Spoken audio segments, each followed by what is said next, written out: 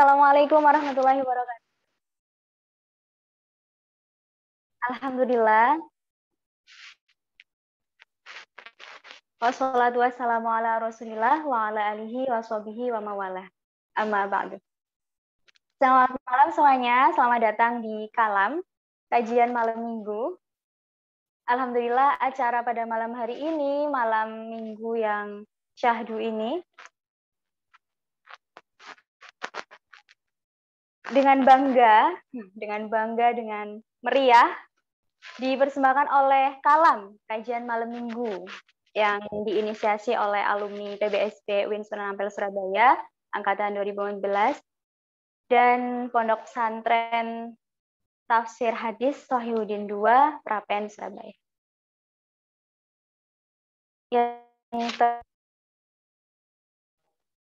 Ustadz Ainul Yakin barangkali sudah bergabung, selaku pengasuh Pondok Pesantren Tafsir Hadis Prapen, Surabaya. Kemudian yang terhormat pula narasumber kita, Ustadz Muhammad Andre Agustianto. Teman-teman semua, para peserta yang sudah bergabung, teman-teman yang sudah bergabung, mungkin ada 2.000 atau 3.000 orang ini. Terima kasih. Juga para pemirsa atau teman-teman yang sedang menonton live streaming di channel YouTube-nya Kalam, kajian malam Minggu. Terima kasih sudah bergabung kami. Juga para teman-teman panitia dan partner yang turut serta dalam acara ini. Perkenalkan, saya Diah Islamiarti, yang insya Allah akan menemani teman-teman semua dalam kajian malam hari ini selama kurang lebih 1,5 jam. Oke, pembahasan pada malam hari ini mungkin teman-teman sudah sering dengar ya, apalagi sekarang-sekarang lagi viral, mungkin lagi hype kayak gitu. Benarkah Islam membolehkan atau memperbolehkan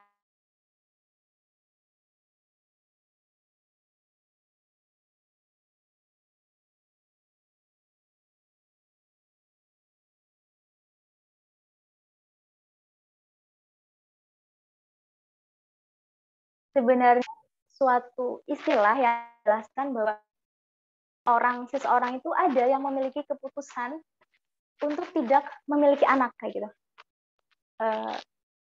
Child free. Child itu anak, free itu bebas kayak gitu. Jadi bebas dari anak, tidak memiliki anak. Oke. Langsung saja, kita di sini bukan hanya membahas tentang child free itu apa, tapi dari kacamata Islam, bagaimana sih Islam itu membolehkan atau hukumnya, apakah haram, ataukah boleh, atau bagaimana nih? Kita langsung saja dengarkan nanti penjelasan dari ahlinya, dari ahli hukum Islam, narasumber kita. Seperti itu. Langsung saja, kita akan mulai saja, di mana kita akan mendengarkan langsung terkait child free ini. Yang dari narasumber yang sudah kita kenal mungkin ya, sudah teman-teman kenal, ketahui, bahkan kagumi mungkin. Saya langsung bacakan CV-nya.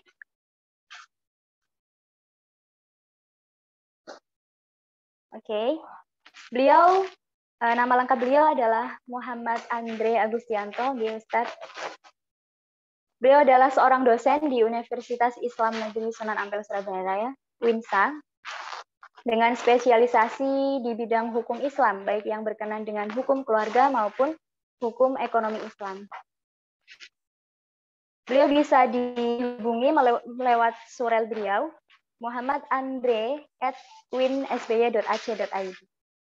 Bisa ditemui juga mungkin, tapi nanti Semerowo, Surabaya. Nomor WA-nya bisa dicatat 0821 1456 4562, atau mungkin banyak yang sudah punya. Pendidikan terakhir beliau adalah Magister of Islam Bisnis Law Win Sunan Kalijaga, maaf. Sunan Kalijaga, Yogyakarta. Dan beliau juga S1-nya di Universitas Al-Azhar. Beliau juga sekarang aktif di beberapa organisasi ini banyak lumayan. Beliau sebagai Wakil Ketua Ideal Majelis Ulama Indonesia Jawa Timur. Kemudian di bidang riset Forum Dai Ekonomi Syariah Fordeis Jawa Timur. Kemudian Sekretaris Bidang Hukum dan Kerjasama LP3 DPD Jawa Timur.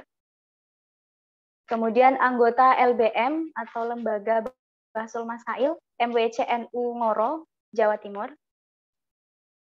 Dan beliau sekarang kesibukannya sebagai dosen di UIN Sunan Ampel dan di UNER, Universitas Airlangga sejak 2016 sampai sekarang. Beliau juga sudah mempunyai rekam jejak ilmiah, riset ilmiahnya dengan judul Wakaf sebagai Strategi Pemberdayaan Masyarakat dalam jurnal Elpis.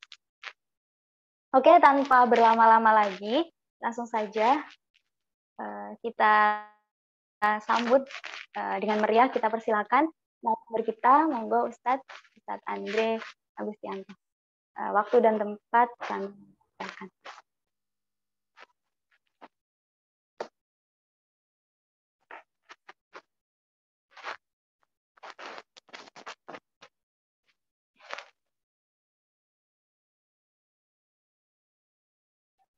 Masih di mute Ustadz ya? Ustadz masih di mute.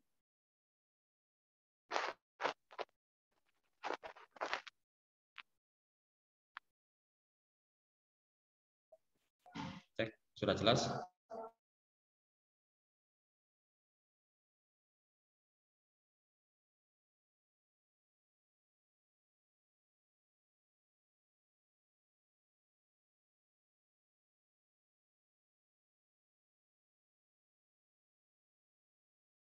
Diajukan ke saya itu nggak main-main gitu kan, apalagi tagline-nya hukum Islam gitu. Jadi seolah-olah nanti apa yang saya sampaikan itu mewakili, padahal enggak sama sekali. Baik, kita mulai ya. Bismillahirrahmanirrahim. Assalamualaikum warahmatullahi wabarakatuh. Alhamdulillah wassalatu wassalamu ala Rasulillah Sayyidina wa Maulana Muhammad ibn Abdillah wa ala alihi wa ashabihi wa mawala. La haula wa la quwwata illa billah. Rabbi shrah li sadri wa yassir li amri wahlul 'uqdatam bil lisani yafqahu qawli. Saya izin share screen ya.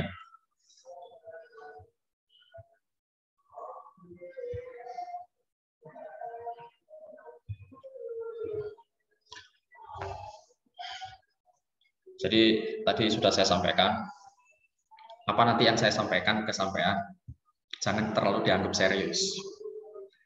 Anggap aja kita sedang ngobrol di warung kopi gitu kan. Apalagi antara saya dengan sampean itu kan sudah bukan orang asing lagi. Mungkin saya yakin di antara sampean ada yang kaget. Kalau dulu ketemu saya tahun berapa? Sekitar tahun 2016 ya. Itu saya masih langsing gitu kan. Sekarang kok agak gimana gitu. Baik, Mbak, Mas.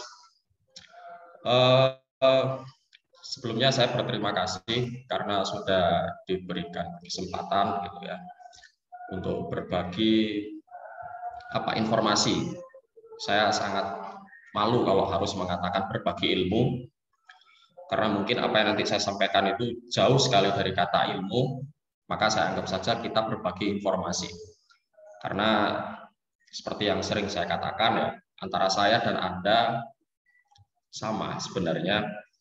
Yang membedakan barangkali hanya mungkin pada kesempatan tertentu saya lebih tahu lebih dulu gitu aja dibandingkan Anda. Sehingga kalaupun kita punya porsi yang sama, boleh jadi kita bisa saling mengimbangi dalam hal keilmuan. Kawan-kawan santri sekalian, malam ini kita akan membahas tentang child free dalam pandangan Islam. Jujur, ketika mencari apa sih child free itu, dan kok iso kepikiran gitu kan kawan-kawan untuk mengangkat tema ini kepada saya. Ternyata ini gara-gara siapa namanya, selebgram itu ya, selebgram yang nggak pingin punya anak gitu kan, terus akhirnya mendaku sebagai child free, sehingga dari situ kemudian viral istilah tersebut dan menarik untuk dikupas dari sudut pandang Islam. Nah, kemudian ini cerita ketika saya cari di internet pastinya ya. Kalau zaman sekarang itu sudah nggak usum kayaknya kita mencari sesuatu di kitab itu nggak usum. Nyarinya di internet. Nah, apa sih kata-kata child free itu? Yang banyak itu kemudian saya dirujukkan kepada media massa, berita atau apalah itu ya. Jarang sekali yang kata child free ini, atau mungkin saya yang belum nemu ini, dibahas secara serius dalam website tertentu gitu. Bahkan ketika saya mencari kosakata child free, itu di Wikipedia saya rasakan masih sangat minim sekali pembahasan tentang child free. Nah, kemudian saya beralih kepada Google Scholar ya. Saya berharap saya bisa menemukan sesuatu yang baru di sana, entah itu jurnal atau apapun lah ya. Ternyata memang sekali lagi nomenklatur child free itu masih asing. Yang sering kita temukan nanti itu adalah childlessness, child freedom dan lain sebagainya. Pokoknya berkisar seperti itu. Pun pembahasan yang ada itu jauh dari apa yang saya maksud ingin cari, yaitu child free dalam arti semacam paham yang menghendaki bahwa adanya seorang pasang suami istri itu untuk tidak memiliki anak secara prinsip seperti itu. Nah, maka di sini kemudian saya dalam hal definisi, nah ini mau nggak mau saya mengambil definisi yang ada di Wikipedia tersebut, yaitu child free diartikan sebagai sebuah keputusan atau pilihan hidup untuk tidak memiliki anak, baik itu anak kandung, anak tiri, maupun anak angkat. Nah, jadi semacam apa ya, menginginkan kehidupan itu ya hanya dimiliki berdua saja antara saya dan istri, dua pasang. Dan seperti itu kan yang disebutkan oleh selebgram tersebut di dalam podcast seperti itu ya, bahwa dia ingin berdua akan menikmati kehidupannya itu sampai meninggal dunia itu sama pasangan hidupnya seperti itu. Nah, nanti aja kita akan bahas apa itu child free, kemudian apa itu yang saya temukan tentang childless. Nah, Mbak Moderator, ini nanti saya berharap kita lebih banyak untuk diskusi ya, tanya jawab seperti itu. Jadi saya akan menampilkan sedikit saja. Nah, dari sejarah pun demikian. Ketika mencari di jurnal-jurnal internasional bahkan, sekali lagi ini berulang kepada pencarian saya yang belum menemukan diksi child free itu secara komprehensif ya, atau kalau dalam bahasa santri itu jami manik. Sehingga mau nggak mau saya akan merunut ke Wikipedia.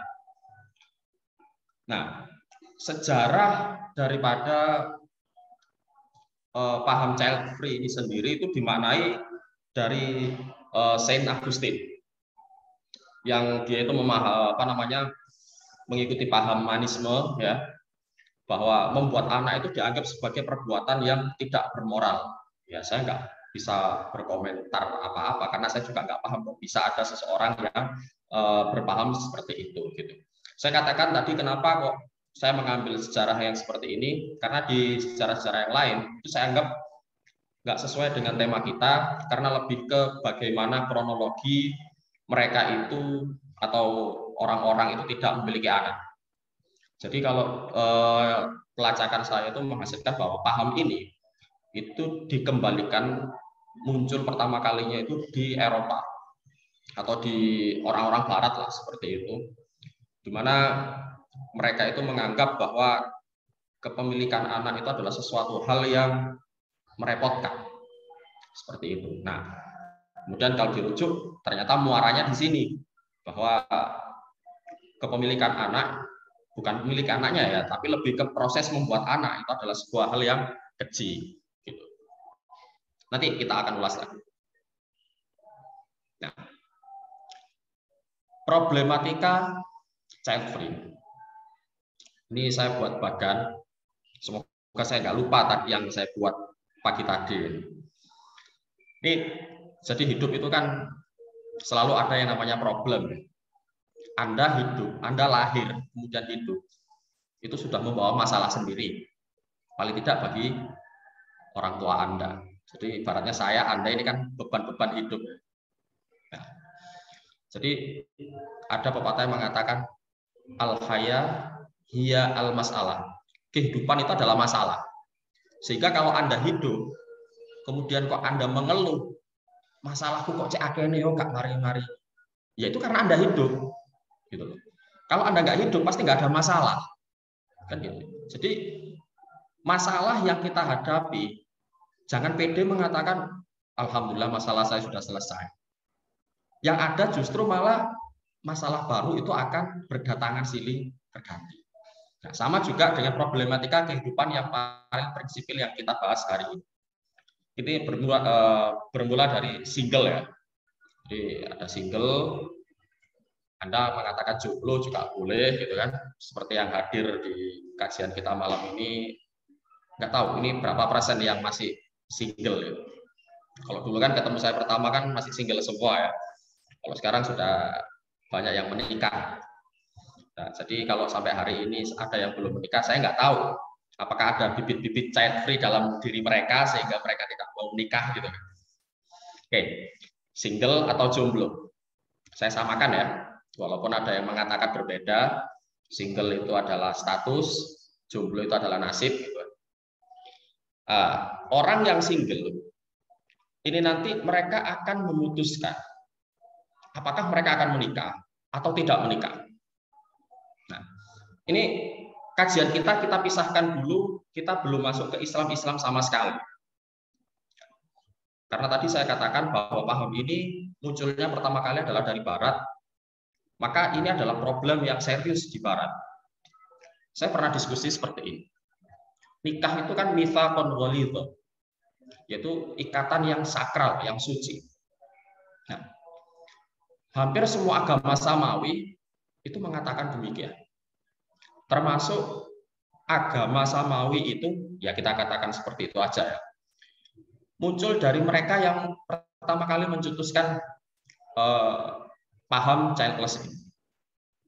Bahwa kalau kita lihat orang di Barat itu saking sakralnya menganggap nikah itu adalah suatu hal yang ya sakral tadi atau keramat tadi.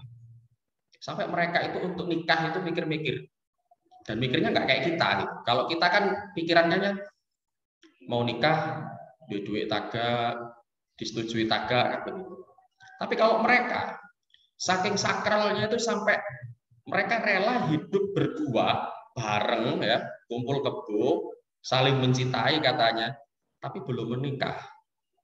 Kalau ditanya kenapa nggak nikah? Oh, nikah itu sakral. Begitu. Nah, kalau kita kan enggak. Nikah itu bagi kita sakral, tapi ya sakralnya nggak gitu-gitu banget gitu. Sampai kemudian kita harus bisa untuk kumpul kebo tanpa nikah. Nah, ini pandangan ini muncul dalam diskusi saya, diskusi kami maksud saya. Itu karena menganggap bahwa harusnya umat Islam itu menganggap nikah adalah mitsaqun ghalidh, ikatan yang sakral.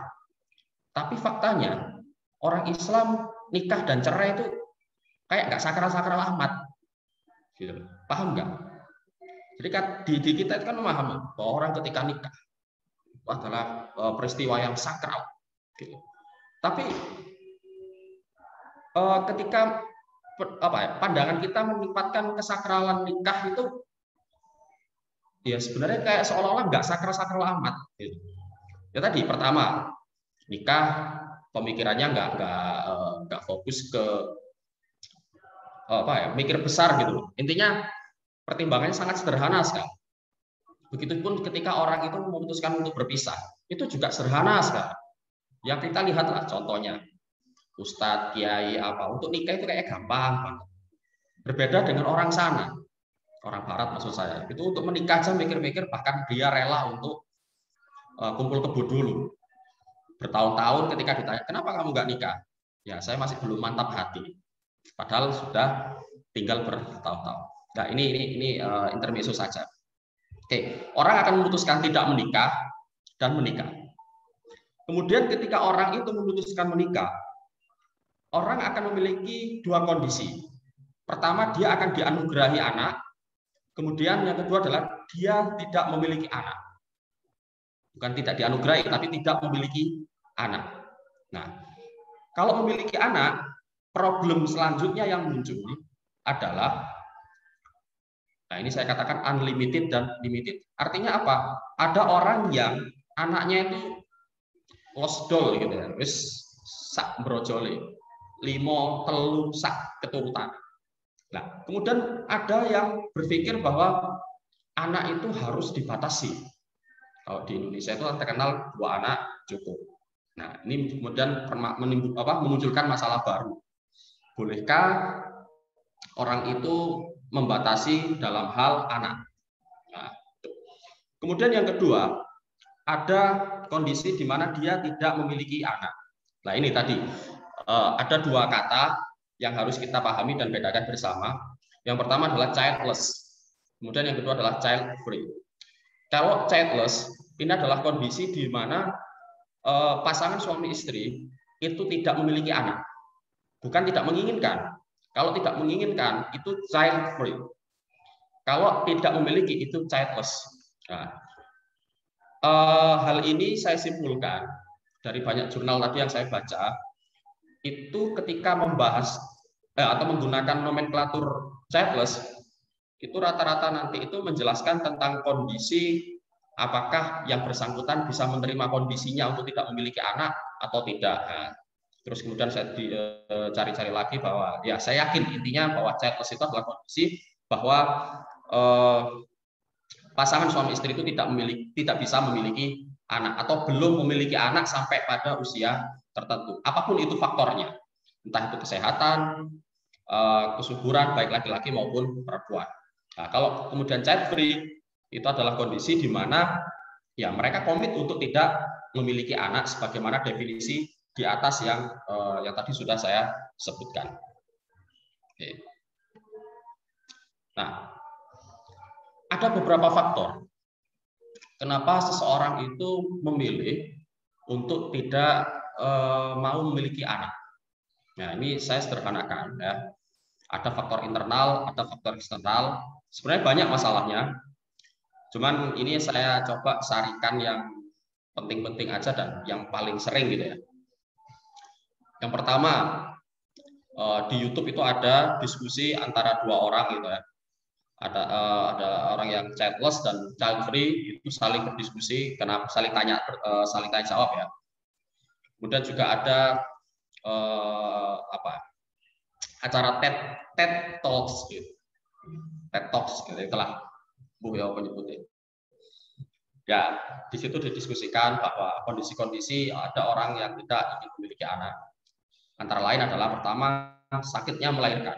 Nah, ini perempuan itu terkadang dia membayangkan, wah nanti kalau saya hamil itu saya akan mengalami perubahan tubuh yang besar dan itu akan memberatkan. Belum lagi nanti ada morning sickness dan seterusnya sampai akhirnya sakitnya mengejar. Apalagi kalau bagi Islam itu ya di hadis itu disebutkan bahwa seorang ibu ketika melahirkan itu sakitnya itu sama dengan rasa sakit tulang yang dipatahkan atau apalah itu. Itu akhirnya membawa keparnoan tersendiri bagi calon ibu lah. Sehingga dia memikirkan bahwa adalah kayaknya saya nggak hamil dulu aja lah. Ini ada. Dan saya dulu pernah punya kawan yang seperti ini. Dia sangat parno sekali. Ya walaupun pada akhirnya dia tidak memutuskan child free, tapi kesemuanya nanti diselesaikan dengan cara sesar. Kemudian yang kedua adalah body shape, bentuk tubuh. Ada orang yang cantik banget, bodinya ideal. Kemudian dia melihat kawan-kawannya atau orang di sekitarnya bahwa ketika nanti dia itu sudah selesai hamil, maka bentuk tubuhnya ini akan berubah. Nah, akan ada ketakutan secara psikologi itu nanti ketika tubuhnya tidak menarik lagi, suaminya akan berpaling. Dan lain-lain ya. Ya intinya berkenaan dengan bentuk tubuh yang pada akhirnya dia tidak siap untuk menerima perubahan bentuk tubuhnya itu lagi. Yang paling umum kan setelah melahirkan gendut gitu kan, akhirnya nggak menarik lagi gitu. Dan itu banyak. Dan saya yakin Anda juga punya teman yang seperti itu ya. Dulu ketika ketemu waktu kuliah kelihatan cantik gitu kan. Ketika sudah punya anak, sekolah mama gitu. Itu ada. Kemudian selanjutnya adalah pengasuhan. Pengasuhan ini artinya apa? Alasan yang klasik, dia tidak bisa atau tidak siap untuk mengasuh anaknya dengan baik. Dia mengaca bahwa wah, saya ini orangnya nggak karuan seperti ini, nanti kalau saya punya anak bagaimana dengan anak saya gitu. Apakah saya bisa mendidiknya dengan proper? Apakah saya bisa mengantarkannya menjadi anak yang soleh-solihah? Nah, itu. Karir sudah jelas ya. Kemudian ada juga dengan faktor ekonomi. Itu faktor-faktor internal. Kemudian secara eksternal juga ada rasa traumatik masa kecil. Mungkin ketika dia di kecil itu dia sering melihat orang tuanya bagaimana tidak akur, kemudian dia menerima perlakuan-perlakuan yang tidak semestinya. Ini membawa trauma sendiri sehingga apa? Ketika dia sudah dewasa, dia berpikir sudahlah, kayaknya punya anak itu suatu hal yang rumit sekali. Apalagi dulu orang tua saya mungkin sering berantem hanya karena nafkah, biaya sekolah saya, dan sebagainya. Sudah saya nggak mau punya anak. Itu sangat mungkin sekali. Kemudian kondisi lingkungan negatif.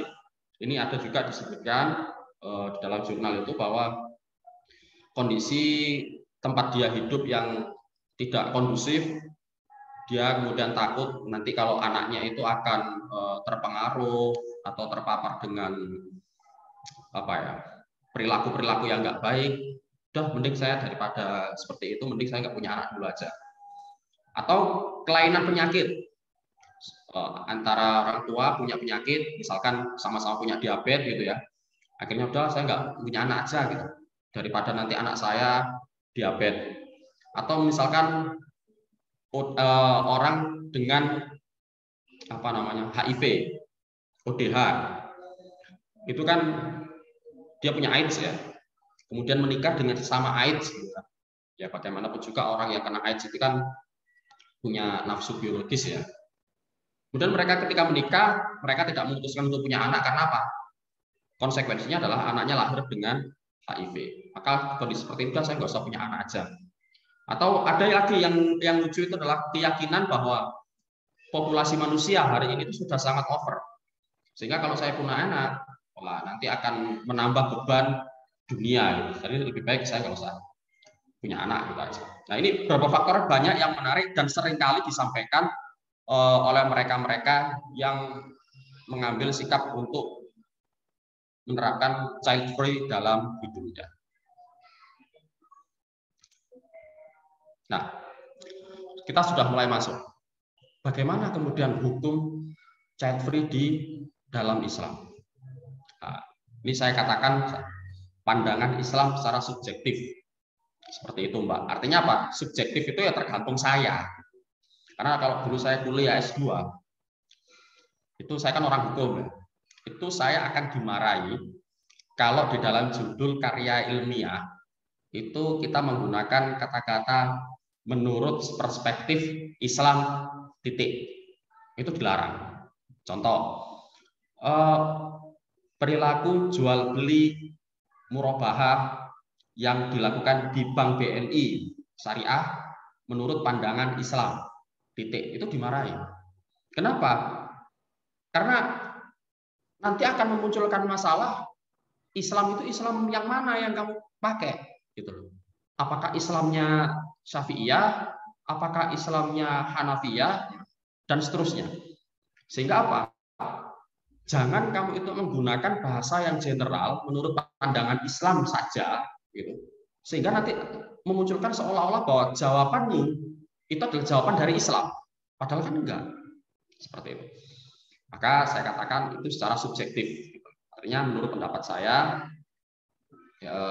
yang mana nanti bisa Anda koreksi, dan saya malah berterima kasih jika mendapatkan informasi-informasi yang baru. Karena di sini kita akan saling belajar bersama. Nah, child free adalah kondisi di mana orang itu memutuskan untuk tidak memiliki anak. Saya cari, dan saya belum nemu pembahasan itu secara ansih atau apa ya, apple to apple dengan kasus kita. Karena mungkin ini adalah kasus yang baru. Kenapa saya katakan kasus baru? Karena begini, orang ketika memutuskan menikah, apa yang dia cari? Kan begitu. Rata-rata akan dijawab, saya akan membuat keluarga. Dan apa ya? Instrumen keluarga itu tidak hanya tercipta dari suami dan istri saja, tapi juga anak. Sebagaimana ketika Anda memutuskan nikah, itu kan kita saling membawa gerombolan geng keluarga kita masing-masing. Iya kan? Orang menikah itu nggak kayak orang pacaran. Kalau pacaran kan cukup misalkan saya dengan kamu. Misalkan saya katakanlah si A dengan si B. Ya sudah, 2 orang itu saja pacaran. Yang lain ngontrak. Kan begitu.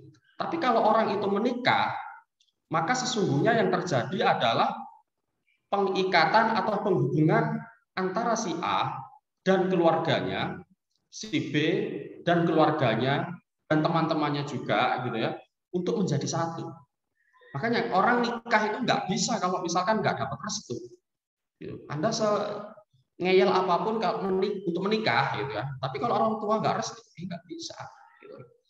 Nah, kembali lagi kemudian bahwa orang kalau menikah tujuannya dalam Islam itu kan kita ada maqasid syariah. Ya. Tujuan nikah itu adalah untuk an-nasl, hifdzun nasl, yaitu menjaga keturunan. Gitu. Nah, menjaga keturunan ini bentuk sederhananya adalah membuat anak itu tadi. Nah, sehingga nggak perlu dalil yang muluk-muluk gitu ya. Maksud saya itu nggak perlu dalil muluk-muluk itu, misalkan kita ditanya begini. Orang yang child free itu mengatakan bahwa child free itu nggak apa-apa loh. Kenapa seperti itu? Ya kan nggak dilarang di dalam agama. Di Islam, di Al-Quran maksud saya, dan di hadis itu nggak ada kata-kata yang menyuruh orang yang menikah itu harus punya anak. Nggak ada. Ya kan? Jangankan punya anak. Orang menikah saja, maaf, orang untuk memutuskan tidak menikah saja boleh kan? Kalau tidak menikah saja boleh. Kenapa kalau orang menikah itu harus punya anak? Nah, barangkali seperti itu nanti. Maka yang saya peroleh adalah yang memang di dalam Al-Quran dan hadis itu tidak secara langsung menyebutkan bahwa orang yang menikah itu harus punya anak. Tetapi keharusan untuk mengarah ke sana itu bisa kita lihat dari banyaknya ayat yang menjelaskan bahwa ketika Al-Quran berbicara tentang keluarga, itu selalu orientasinya adalah anak. Contoh, ketika Al-Quran membahas tentang cerita Nabi Zakaria, di situ disebutkan bagaimana kronologi Nabi Zakaria itu dari mulai beliau menikah sampai kemudian wasta'ala ra'su saibah, itu selalu berdoa agar diberikan anak. Begitu juga kita juga sering diperdengarkan tentang kisah Nabiullah Ibrahim alaihissalam, di mana beliau itu sampai umur ratusan itu selalu berdoa agar diberikan apa? Anak. Seperti itu. Di dalam Al-Quran juga disebutkan bahwa sesungguhnya Allah itu menciptakan laki-laki dan perempuan, ya, lita'arufu, Ya, pertanyaannya lita'arofu ya, kemudian untuk berqabail gitu kan. Nah, bagaimana kita bisa lita'arofu dan membuat qabilah-qabilah kalau orang itu ketika mereka menikah kemudian diperkenankan begitu saja untuk memilih tidak punya anak. Nah, ini salah satu permasalahan bahwa barangkali ada yang menganggap bahwa Islam itu tidak melarang karena tidak didapati nas yang khusus di Al-Quran maupun hadis, sehingga berarti itu sinyal boleh dong. Nah, maka kita harus membaca Al-Quran itu dengan cara yang berbeda. Sekali lagi, bahasanya orang usul fikih itu ya, Al-Quran itu dan hadis, khususnya Al-Quran, itu tidak tercipta secara juklak dan juknis. Artinya per pasal gitu. Wah, membahas tentang nikah harus begini. Kalau misalkan khitbah harus begini, enggak. Tapi seringkali hukum Islam itu disampaikan dengan gaya bahasa yang lain. Seperti itu. Maka nanti ada yang istilah ijtihad atau istinbatul ahkam, yaitu menggali dalil dari sebuah nas yang secara teksnya itu tidak terlihat hukum sama sekali, tetapi ternyata di situ ada muncul sebuah hukum yang tersembunyi. Nah, kembali lagi ke permasalahan pandangan Islam terhadap perilaku child free. Ketika saya cari ini nggak ada, maka yang paling mendekati di dalam pembahasan ini adalah berkenaan dengan hukum keluarga berencana atau family planning, di mana kesamaan dari dua masalah ini adalah sama-sama melakukan kontrol terhadap keturunan atau anak, maksudnya itu anak. Apakah kita mau punya anak atau tidak? Seperti itu. Bedanya adalah kalau child free itu memang murni dia tidak menginginkan anak sama sekali. Tetapi kalau KB dia sudah punya anak, cuma tidak boleh menambah.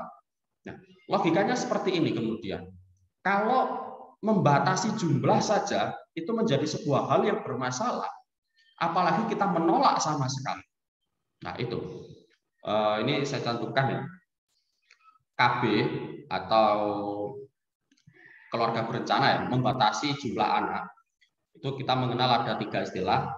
Yang pertama adalah tahdidun nasl, yaitu tahdid itu membatasi, jadi membatasi jumlah anak.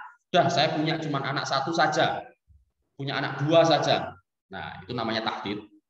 Nah, dan ini jumhur ulama menyatakan bahwa perbuatan seperti ini haram. Nggak boleh kita mentahdid. Gitu. Sehingga kalau kita itu mencari hukum KB, kemudian kita masukkan ke dalam nomenklatur tahdidun nasl, ini jelas nanti itu hukumnya ketemu haram. Kemudian yang kedua adalah imtina'un nasl. Nah, ini mungkin yang lebih dekat dengan family planning. Child free. Yaitu benar-benar mencegah. Ada yang mengatakan seperti itu, ada yang mengatakan bahwa 1 saja cukup, kemudian saya imtina'un nasl. Nggak mau lagi. Seperti itu. Kemudian yang kedua, nah ini adalah istilah yang ma'ruf dipakai untuk lebih pas memaknai KB, yaitu tanzimun nasl, meregulasi keturunan. Artinya ya kita mengatur lah ya, anak itu kan normalnya atau alamiahnya itu suami istri melakukan hubungan, maka kemudian nanti dia akan menghasilkan keturunan. Nah, kan nggak mungkin suami istri itu ketika melakukan hubungan itu kemudian dia ketika sudah punya anak wis nggak pengen sama sekali untuk berhubungan, kan enggak. Nah, malah kalau bisa kan berhubungan terus gitu kan. Nah, anak itu kan kita nggak tahu munculnya kapan tiba-tiba. Nah, sehingga untuk mencegah supaya anak itu tidak terus-terusan terlalu produktif gitu ya, maka ditandim. Kalau sudah punya anak 1 atau 2, mungkin nanti kita kalau ini saya agak vulgar nggak apa-apa ya, karena udah dewasa semua. Mungkin nanti kalau kita berhubungan kita melakukan azl. Azl itu mengeluarkan mani di luar tubuh. Dan seperti itu. Intinya saya melihat bahwa hukum KB itu agak mirip dengan child free. Walaupun child free ini kondisinya lebih berbahaya atau bermasalah ya bagi saya daripada KB itu sendiri. Nah, ini saya cantumkan. Jadi saya nemu kitab, saya lupa judulnya.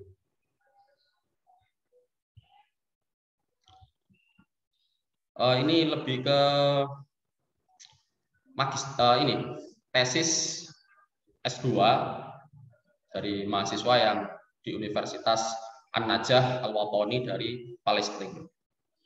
Nah, judulnya itu Tanzimun Nasl fil Fiqhil Islam. Jadi bagaimana hukum seseorang itu melakukan tanzimun nasl. Nah, ini kemudian yang menarik, yang kemudian saya anggap ini kok kayaknya pas dengan pembahasan kita, yaitu sebenarnya untuk memiliki anak itu haknya siapa? Apakah haknya suami atau haknya istri yang memutuskan untuk dia itu memiliki anak atau tidak? Nah, ada 3 pendapat. Ya. Jadi pendapat yang pertama itu mengatakan bahwa kepemilikan anak, hak memutuskan untuk memiliki anak atau tidak, itu ada di tangan suami. Itu yang pertama. Seperti yang saya tampilkan ini, innal walada haqqun lil walid wahdah. Jadi memiliki anak itu adalah haknya walid, haknya bapak. Sudah itu aja. Fa in syaa anjab wa in syaa lam yunjib. Wa dzalika liqaulihi rabbil usra. Ya karena posisi seorang suami itu adalah rabbul usra. Ya dia katakanlah seorang kepala keluarga gitu. Wa huwa al-mas'ul an anil qiyami ala abnaihi nafaqatan wa ta'dib. Ya karena nanti bapak itulah yang akan bertanggung jawab secara nafkah maupun secara pendidikan dan seterusnya, itu sampai bisa baca sendiri. Itu. Jadi ini mengatakan bahwa dalam sebuah keluarga kalau seorang bapak mengatakan saya nggak pengen punya anak dulu lah, nggak usah punya anak ya sudah, itu haknya dia. Karena apa? Sekali lagi dalam rumah tangga bapaklah yang menguasai atau yang memimpin jalannya kapal gitu. Nah, ini kemudian yang kedua. Yang kedua ini mengatakan bahwa hak untuk menentukan punya anak atau tidak itu ada pada istri. Nah, ini disebutkan bahwa pendapat-pendapat ulama ya. Pertama mazhab Hanafi, wa yakrahu lizauj ayu azila an imraatihi al-hurrah bi ghairi ridaha li anna al-wati' an inzali sabab dan seterusnya itu. Yang mengatakan bahwa dihukumi makruh bagi seorang suami untuk dia mencabut dan mengeluarkan spermanya itu di luar rahim istri yang merdeka statusnya, berarti bukan budak ya, tanpa bi ghairi ridaha, yaitu tanpa ridhonya istri. Artinya apa? Kamu kalau mau punya anak atau tidak itu harus ridhonya suami, istri, gitu. Li'anna wati anil inzal sababun li husulil walad wala dan seterusnya. Itu nanti bisa Anda baca sendiri. Dan terus ini sampai mazhab Syafi'i, mazhab Hanafi dan seterusnya.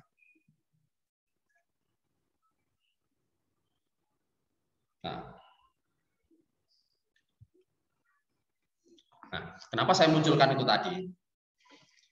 Karena child free itu kan kalau yang disampaikan oleh selebgram itu kan kondisi di mana dia, mohon maaf ya sebentar, laptop saya baterainya.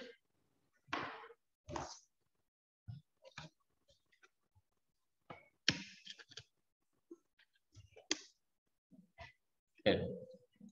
Kalau tadi kan dikatakan ketika orang mau punya anak, hak untuk memutuskan itu haknya laki-laki atau haknya perempuan. Nah, kemudian tadi saya sudah tampilkan ada yang mengatakan haknya suami, ada yang mengatakan haknya suami istri. Istri. Kemudian ada lagi yang tidak saya tampilkan, yaitu haknya suami istri. Maka pertanyaannya adalah, ketika suami dan istri bersepakat untuk tidak memiliki anak, bagaimana hukumnya? Seperti itu. Nah, ini yang harus diketahui bersama. Ternyata hak kepemilikan anak bagi seorang suami istri itu tidak hanya tentang suami dan istri saja, tapi juga ada hak umat atau negara. Jadi nanti kalau sampai itu menikah, kemudian Anda itu kan pasti orientasinya anak ya, maka sesungguhnya anak Anda itu ternyata tidak hanya milik suami atau istri. Di dalam kitab itu juga jelaskan bahwa ada bukan kontribusi, ada hak negara di sana. Kenapa? Nah, idza tamma al-ittifaq baina az-zawjaini ala ta'jilil injab li ghairi sababin fa in hadzal ittifaq yushtaratu fihi alla yata'aradu ma'a maslahatil muslimin. Nah, di situ dijelaskan ketika ada seorang suami istri itu bersepakat takjilul injab, menunda kelahiran. Nah, ini yang harus digarisbawahi ya. Takjilul injab, hanya menunda. Itu disyaratkan Allah yata'aradu ma'a maslahatil muslimin. Nggak boleh bertentangan dengan kemaslahatan orang muslim. Gitu. Fa in ta'arada ma'aha asbaha ta'jilul hamli amanhu haraman. Diharamkan. Seperti itu. Ka'an takun hunaka huruf qawila, seterusnya. Saya bisa baca sendiri ya. Kalau saya baca nanti nggak selesai. Nah, artinya apa? Ini sesuatu yang tadi saya tampilkan di slide ini dengan istilah masno ya, atau sesuatu yang harus diketahui. Bahwa sesungguhnya ini kembali lagi kepada orientasi atau apa bahasa yang sederhananya ya, kok saya lupa. Jadi gini, Mbak. Kenapa sih paham yang aneh-aneh itu munculnya selalu dari barat? Ini karena orang barat itu secara, ini suaranya apa ya? Bunyi-bunyi. Saya lanjutkan ya.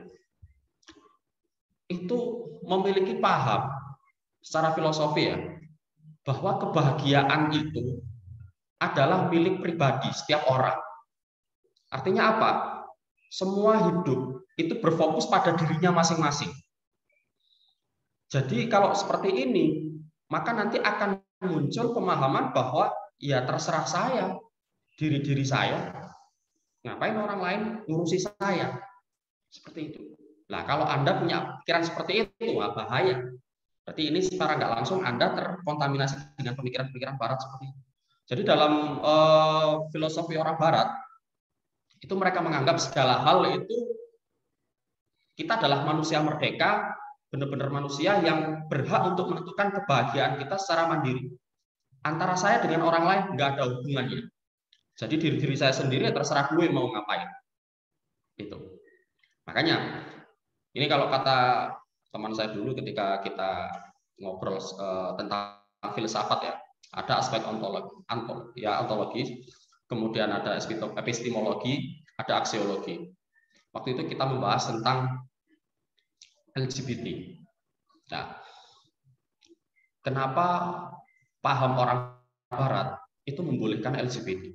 Kemudian kawan saya itu mengulas bahwa ya ini kembali kepada pemahaman tentang hakikat apa sih manusia itu. Nah, aspek ontologi mereka itu memahami bahwa manusia adalah makhluk merdeka yang berdaulat dan berotoritas untuk mengatur dirinya sendiri. Sehingga dari sini apa? Dalam bentuk ekspresi kemerdekaan dan kebebasan diri, itu dia berhak untuk melakukan apapun. Mau menyimpang secara LGBT dan sebagainya, ya terserah dia. Mau dia tidak menyakiti orang lain kok. Pasti nanti ujung-ujungnya ke sana. Gitu. Dan mohon maaf, LGBT itu bukan penyimpangan. Itu adalah pilihan. Ya karena tadi menyimpang atau tidak itu kan pasti ada parameternya. Nah, parameter yang digunakan dalam menguji bahwa saya ini dianggap menyimpang atau tidak, ya selama itu diartikan bahwa manusia itu makhluk merdeka, ya tidak ada yang salah gitu. Menyimpang itu adalah ketika saya mengganggu hak orang lain, saya menyakiti orang lain, itu baru saya menyimpang. Tapi kalau saya LGBT atas kemauan saya, kemudian pasangan saya itu juga pasangan suka sama suka gitu kan, bukan saya memperkosa dia, bukan memperdaya dan lain sebagainya, maka itu hak. Nah, itu seperti itu. Tetapi berbeda dengan manusia, dengan orang Islam, Muslim. Aspek ontologi manusia itu diartikan sebagai makhluk Tuhan. Nah, kalau tadi kan makhluk bebas, sehingga apapun yang dibuat ya bebas. Tapi kalau misalkan orang Islam menginterpretasi arti manusia itu adalah makhluk Tuhan. Sehingga dari sini apa? Ya, karena kita makhluk, yaitu diciptakan, maka apapun yang terjadi kita tunduk kepada Khalik. Sehingga ketika pikiran bebas kita itu mengatakan, ya terserah aku, maka Allah mengatakan, ya nggak bisa gitu. Kamu bukan makhluk merdeka kok. Kamu seorang hamba. Hamba itu artinya budak. Maka budak itu akan diatur dengan peraturan-peraturan yang dibuat oleh Khalik atau pemiliknya. Seperti itu. Dan banyak hal. Sehingga kemudian kalau kita kembalikan ke sini, kita refer ke sini, bahwa sesungguhnya pasangan menikah pun itu tidak berbicara tentang antara aku dan kamu, suami dan istri. Tapi dengan mujtama, umat atau negara. Sesungguhnya menikah itu Rasulullah pernah mengatakan bahwa nikahlah kalian dan membuatlah kalian itu yang banyak tentang keturunan. Karena sesungguhnya saya itu pengen nanti umat saya semakin banyak dan berkualitas. Seperti itu. Nah, nanti sampai bisa baca sendiri. Nah, ini yang perlu kita pahami bersama, jawab bersama ya. Sebenarnya child free itu kemajuan atau kemunduran dalam berpikir. Karena waktunya terbatas ya. Nanti kita bisa sambung di sesi tanya jawab. Monggo, silakan kembalikan lagi kepada Mbak Dia.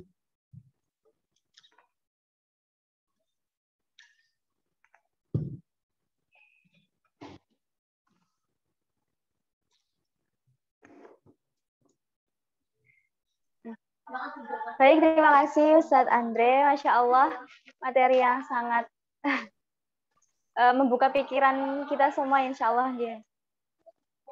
Mohon maaf kalau misalkan suaranya agak ada noise atau apa, karena saya di pondok dan ini lagi kegiatan malam, jadi ada anak-anak yang sedang nadoman dan segala macam. Kalau terdengar semuanya, kami mohon maaf. Saya mohon maaf ya teman-teman semua. Semoga tidak terlalu mengganggu. Langsung saja, monggo teman-teman yang penasaran atau memiliki pertanyaan yang belum terjawab tadi, silakan menuliskan pertanyaannya di kolom komentar atau bisa langsung raise hand. Kita dengarkan bersama pertanyaan teman-teman, langsung saja nggak apa-apa. Silakan teman-teman. Ini ada pertanyaan yang masuk ke saya, Ustadz, sambil menunggu pertanyaan dari teman-teman. Ada nggak sih, Ustadz, fenomena atau cerita dulu ketika zamannya Nabi, entah itu Nabi Muhammad ataupun nabi-nabi terdahulu sebelum Nabi Muhammad, terkait child free ini, begitu? Mungkin ada kisah yang mirip-mirip dengan child free ini. Silakan Ustadz, mungkin ada cerita. Terima kasih. Itu dulu. Oke, baik. Terima kasih. Ustazah sekarang ternyata ya, pesantren.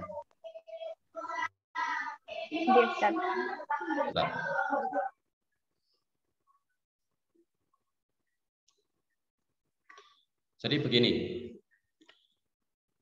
kalau kisah tentang child free itu mungkin keterbatasan saya belum menemukan, Pak. Jadi kalau murni yang sama seperti pembahasan kita hari ini, yaitu sahabat menikah kemudian tidak menginginkan anak, itu saya belum nemu. Ya, saya anggap keterbatasan ya. Bukan saya katakan nggak ada. Tetapi kalau sahabat yang membatasi anak, membatasi jumlah anak, kemudian yang menginginkan anak dengan jenis kelamin tertentu, itu ada. Nah, ini biasanya di kitab-kitab fikih ada pada pembahasan azl. Nah, kalau azl ini umum ya. Azl itu kan tadi saya sudah jelaskan bahwa kondisi di mana suami istri ketika berhubungan gitu ya. Si suami ketika sampai klimaks itu tidak menghendaki spermanya itu keluar di dalam rahim istri, tapi menginginkan agar keluar di luar saja gitu. Ya salah satu motivasinya adalah supaya tidak jadi anak, gitu. Nah, itu ada pembahasan seperti itu, Mbak. Kemudian ada lagi pembahasan yaitu yang satunya itu apa ya namanya? Kok lupa saya. Tahakkum fi nau'il janin kalau nggak salah judulnya itu. Itu dulu materi kodoya fikih. Tahakkum fi nau'il janin, yaitu menentukan saya pengen punya anak laki-laki saya pengen punya anak perempuan. Nah, sehingga nanti dalam kondisi-kondisi tertentu dia melakukan kegiatan azal itu juga. Maka ini boleh. Maaf, bukan kegiatan azal, cuman dalam tanggal-tanggal tertentu. Jadi nggak tahu ya. Orang dulu itu sering kadang itu kan kita menganggap bahwa orang dulu itu kuno. Orang dulu itu pikirannya nggak maju dan nggak punya teknologi. Padahal kalau kita perhatikan, mereka itu bisa jadi kecanggihannya nggak jauh dengan kita. Salah satunya adalah dulu saya pernah nemu ini kalender Cina untuk menentukan jenis kelamin bayi. Nah, itu nanti dilihat usia ibunya, usia bapaknya ketika proses pembuahan itu berapa, gitu kan. Kemudian terjadi pembuahan pada bulan apa, kemudian nanti lahirnya itu bulan apa, perkiraan. Artinya apa? Misalkan ya, perkiraan dia lahir bulan Agustus, September. Nah, ini nanti di tabel itu muncul kalau Agustus laki-laki, kalau September perempuan. Itu ada. Dan tingkat akurasinya tinggi. Seperti itu. Nah, sama seperti tahakkum fi nau'il janin, itu juga ada ilmunya. Kalau mau, nah ini saya lupa itu ilmunya. Jadi kapan dia itu harus azal, kapan dia itu harus penetrasi.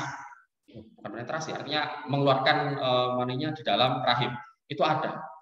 Seperti itu. Jadi jawaban saya adalah kalau kasus child free dalam masa Rasulullah mungkin saya belum nemu. Bisa nanti kawan-kawan yang lain itu sharing informasi, barangkali ada yang menunjukkan, oh ada Ustaz, gini. Saya sangat berterima kasih.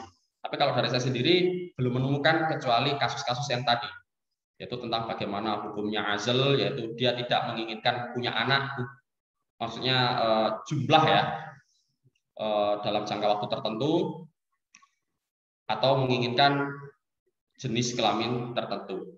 Seperti itu. Baik, itu Mbak yang bisa saya berikan jawabannya. Baik Ustadz, terima kasih. Ini ada pertanyaan lagi dari Mas Witri Lail Arfiansyah. Assalamualaikum Ustadz, mana yang lebih didahulukan, anak atau istri? Silakan Ustadz. Sudah, pertanyaannya gitu? Iya, seperti apa? itu. Dalam hal apa? Mas Witri masih di sini?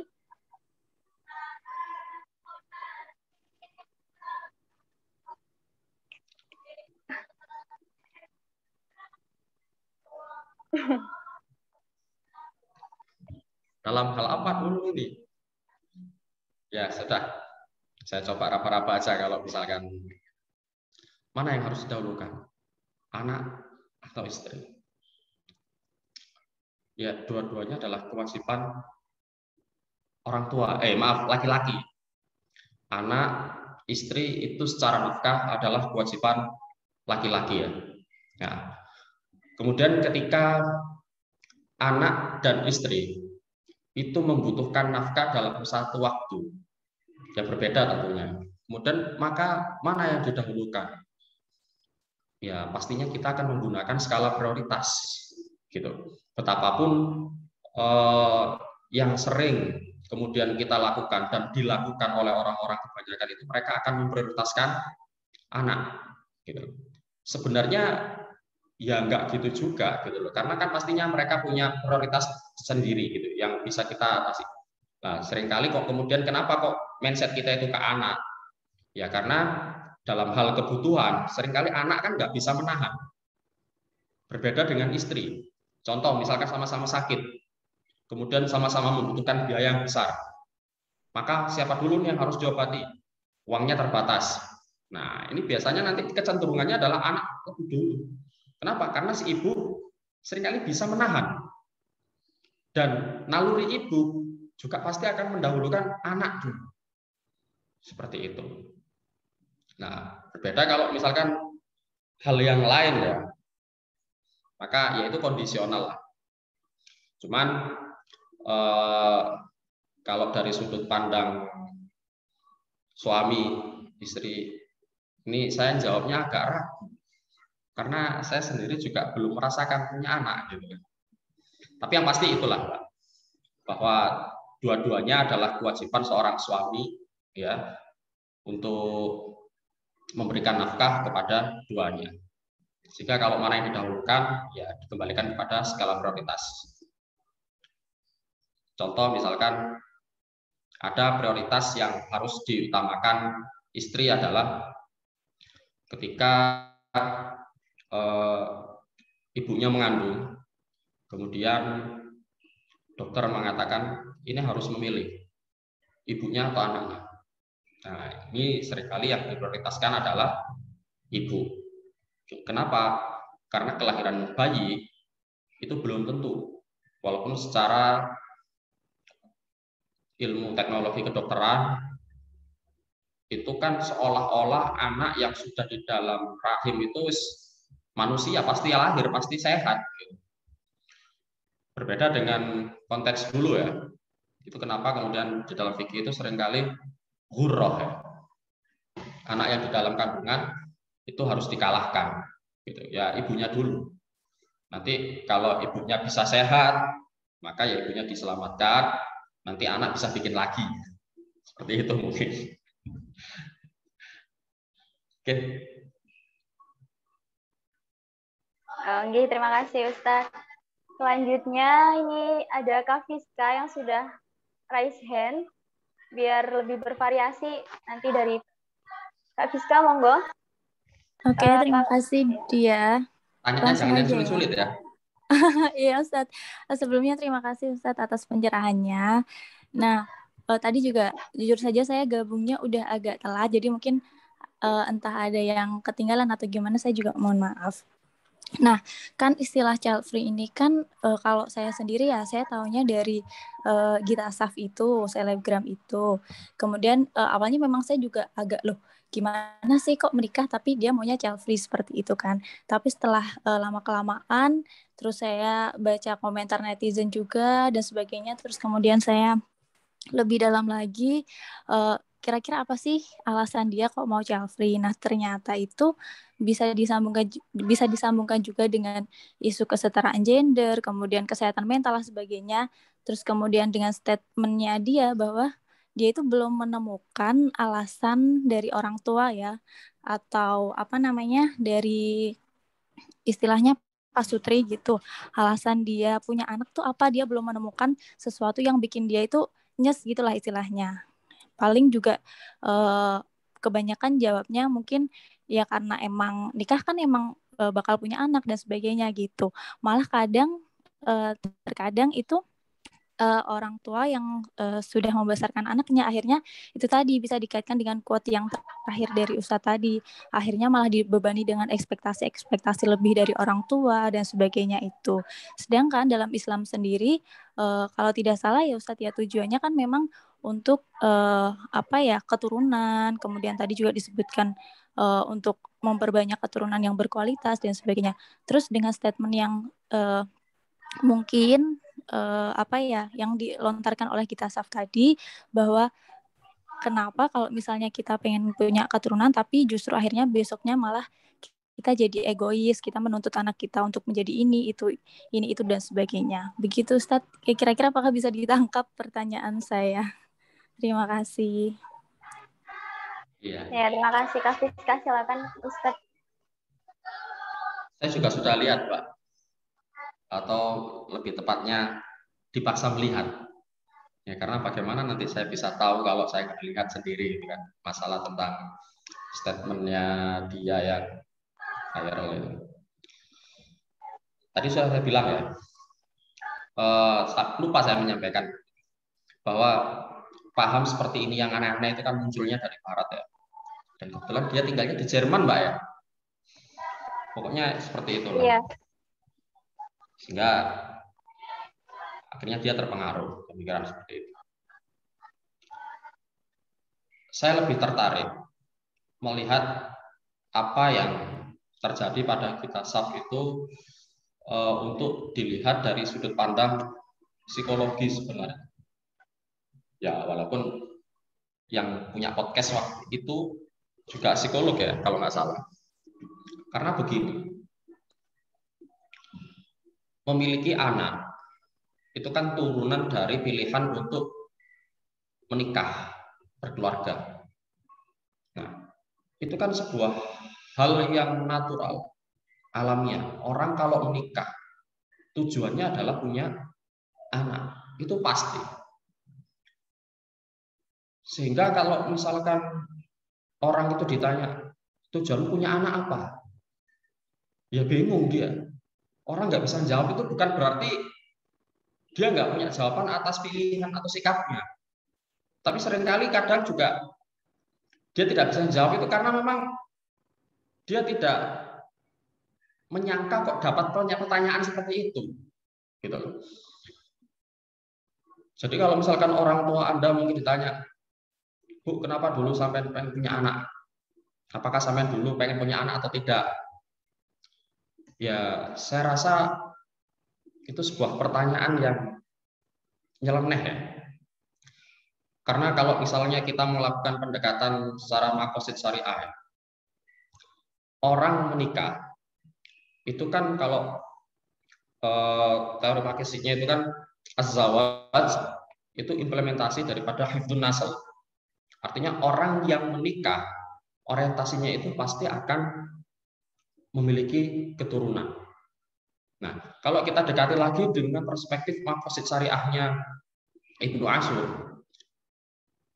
orang sebentar. Oke.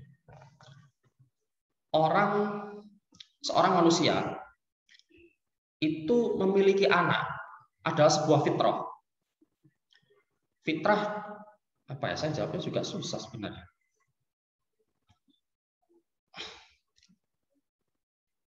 Gini.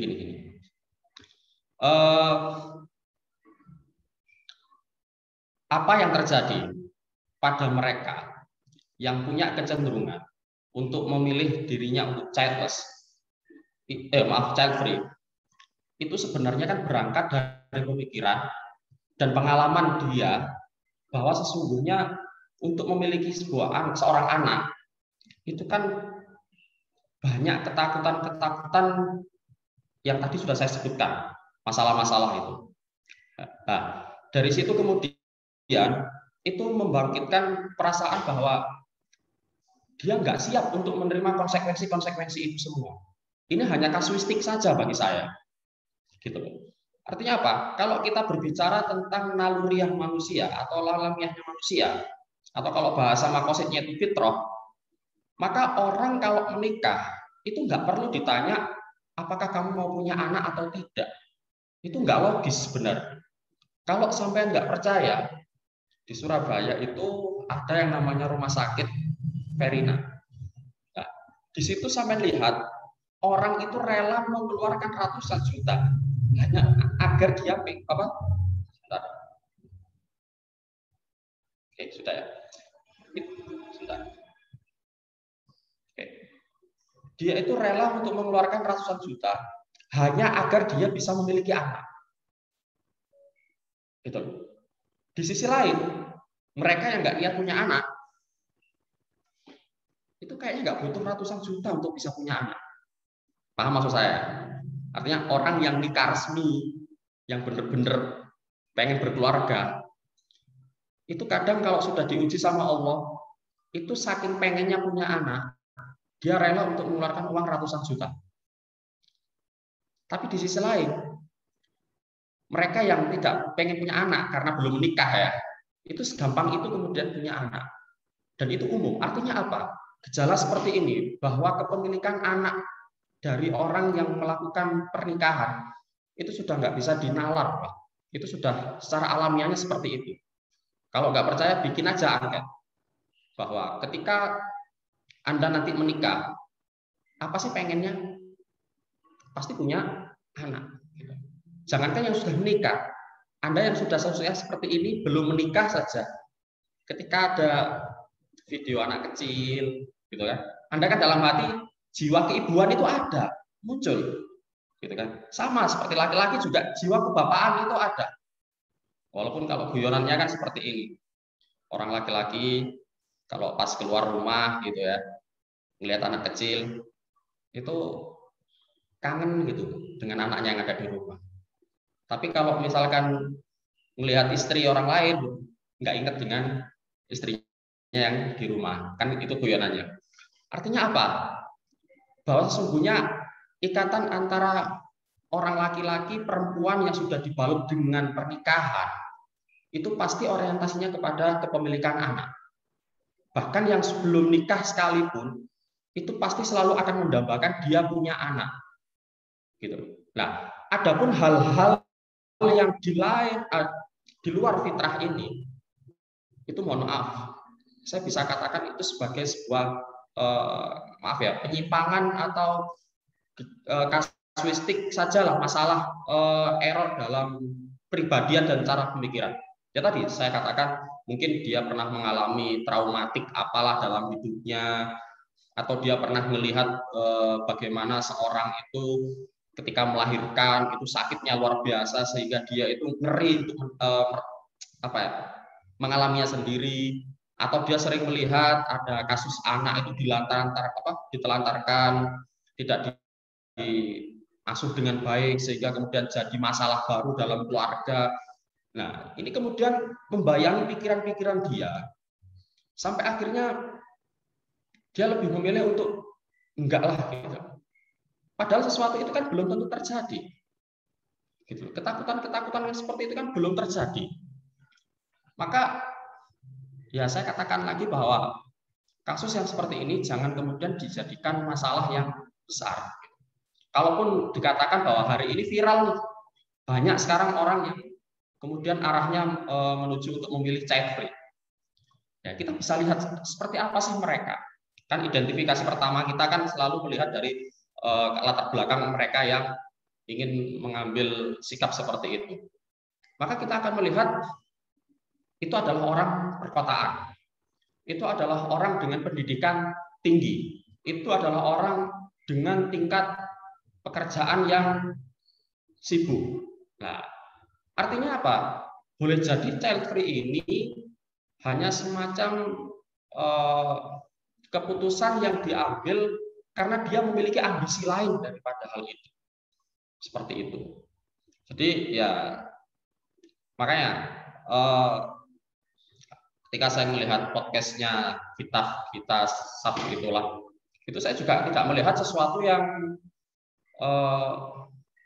apa bahasanya, yang sangat esensi ya, yang bisa menjadikan logika saya itu berpikir bahwa oh iya ya masuk akal juga, nggak ada. Gitu.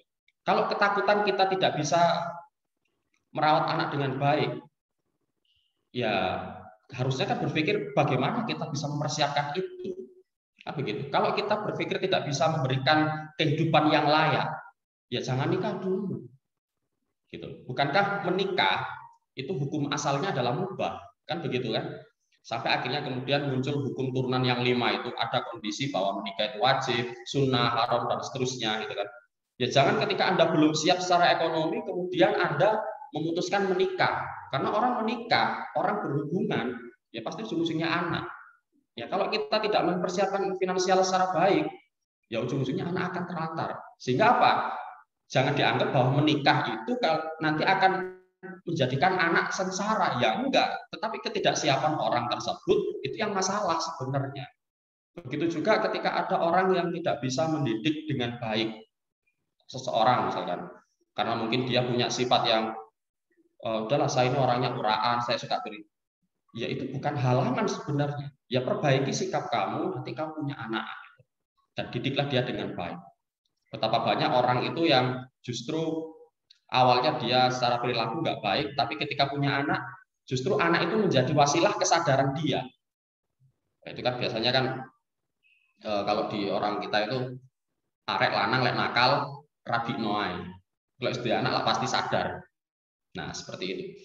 Jadi seperti itu, Mbak, barangkali. Saya melihat bahwa justru child free ini hanya kasus kecil ya, yang kemudian dibesar-besarkan bagi sebagian orang yang tidak mau bertanggung jawab. Artinya anak itu kan tanggung jawab ya. Nah, dia tidak mau tanggung jawab untuk itu dan dia sangat selfish sekali ya. Orientasi hidupnya itu pada kesenangan pribadi seperti yang saya sampaikan tadi. Maka apa? Dia lupa bahwa hakikat manusia hidup itu tidak hanya berfokus kepada kebahagiaan diri, tapi kebahagiaan banyak hal. Sehingga memiliki anak dan bertanggung jawab atas anugerah yang kita peroleh itu adalah sebuah bentuk kontribusi kita dalam hidup ini. Mungkin itu, Mbak Dia.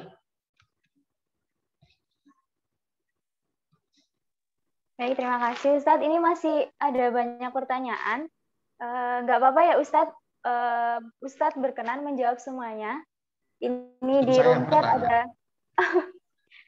Pokoknya nggak susah-susah nggak apa-apa. Kalau susah tolak aja.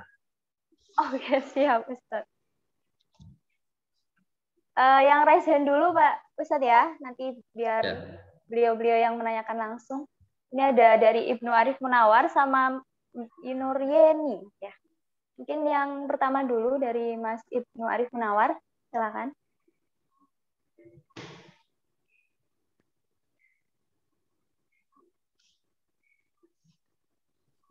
Assalamualaikum Ustaz. Waalaikumsalam. Ya, izin bertanya Ustaz, mohon maaf ini tadi katanya dengan Jafri itu ini kan kajian Islam Ustaz. Jadi kalau secara Islam itu, secara hukum syara itu sebenarnya bagaimana sih hukumnya tentang Jafri ini?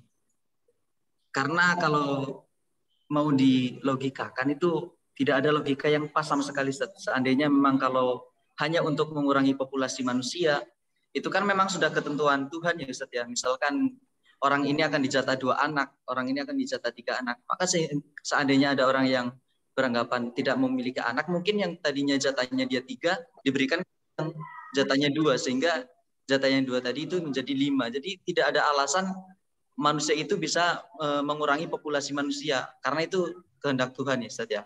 Yang kedua, bagaimana saya pengen tanya tentang pendapat Ustaz sendiri, itu sepakat atau tidak tentang child free ini? Jadi pertanyaannya 2 itu. Terima kasih. Assalamualaikum warahmatullahi wabarakatuh. Baik. Pertanyaan pertama ya, berbicara tentang logika. Menurut Mas siapa tadi?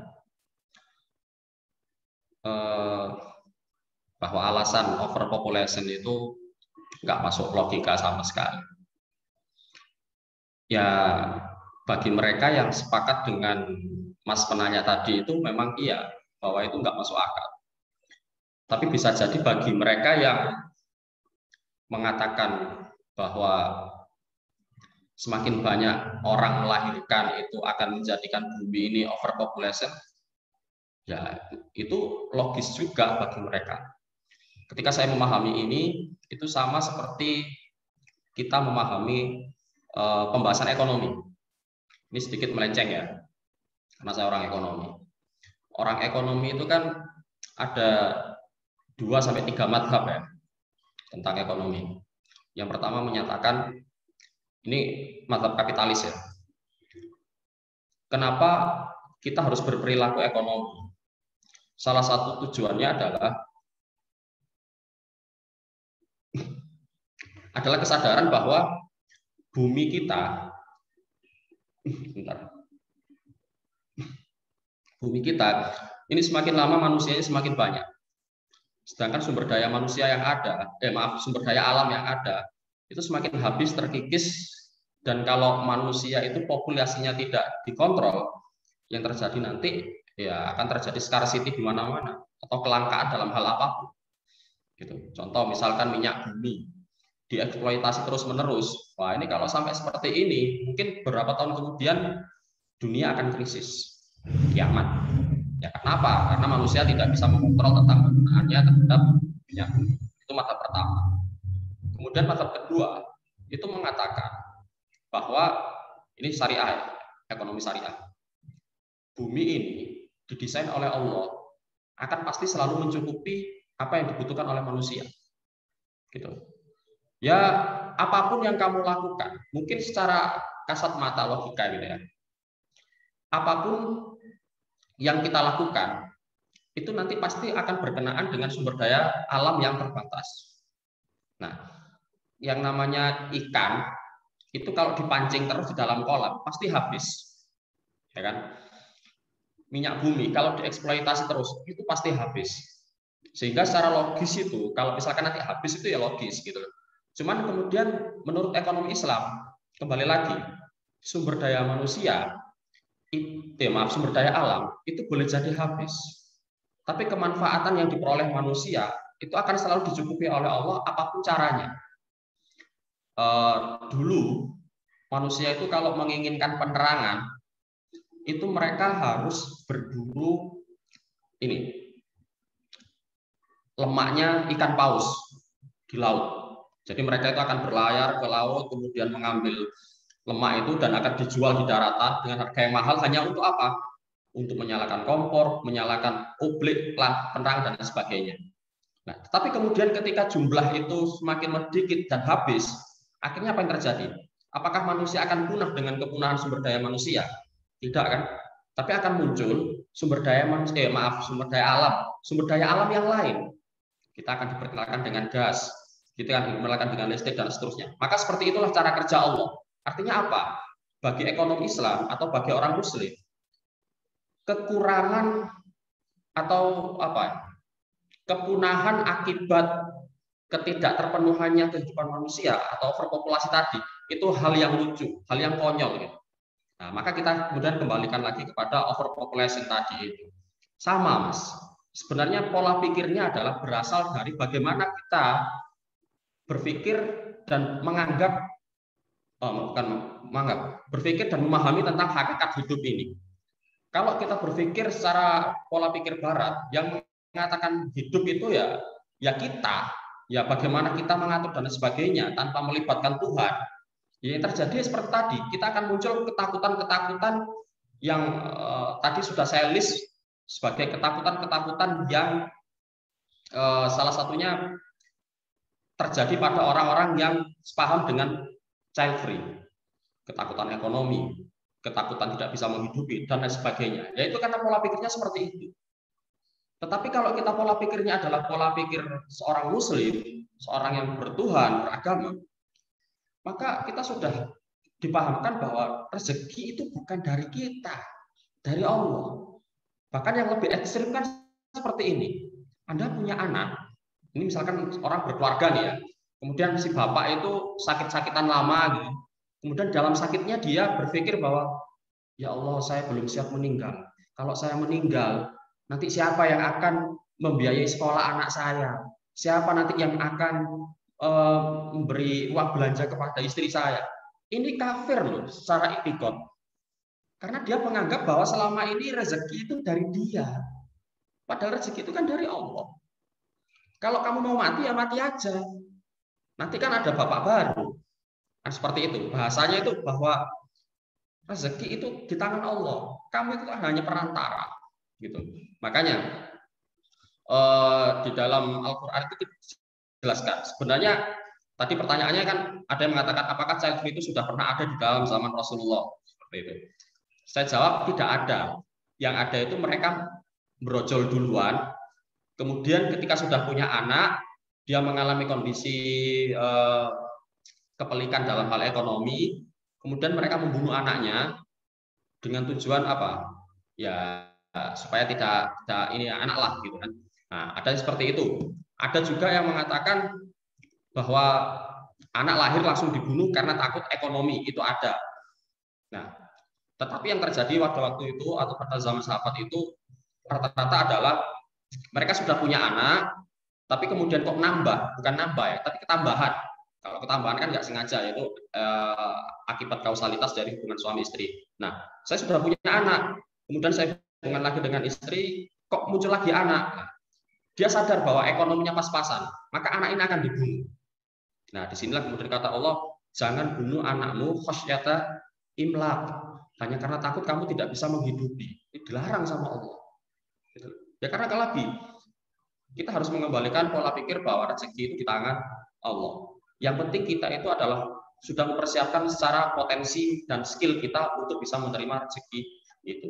Ya kalau sampai tanya, kemudian saya setuju nggak dengan child free? Jelas enggak, gitu. Cuman kan saya sengaja untuk tidak meng-close statement di sini karena ya saya memegang sebuah kaidah diskusi dalam kajian yang baik adalah diskusi yang tidak selesai. Artinya apa? Anda masih berpikir setelah saya kegiatan ini, kemudian Anda pula masih berpikir kok gini ya, kok gini. Itu berarti saya sukses dalam apa? Mengangkat kajian ini. Tapi kalau misalkan dalam kajian kemudian jawabannya sudah ini selesai, gagal saya berarti. Kalau sampean tidak ingin untuk mengetahui lebih lanjut seperti itu. Jadi kembali lagi. Karena tadi pertanyaannya sampai batasi bagaimana bagaimana sikap saya tentang child free, ya jelas saya tidak setuju, Mas.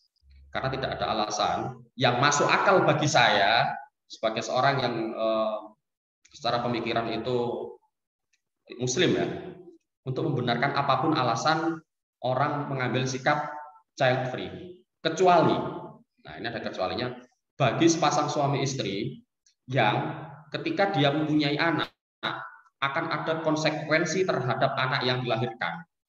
Nah, maka mengambil sikap untuk child free ini lebih aslah atau lebih maslahat. Seperti contohnya tadi suami istri terkena HIV ya, HIV.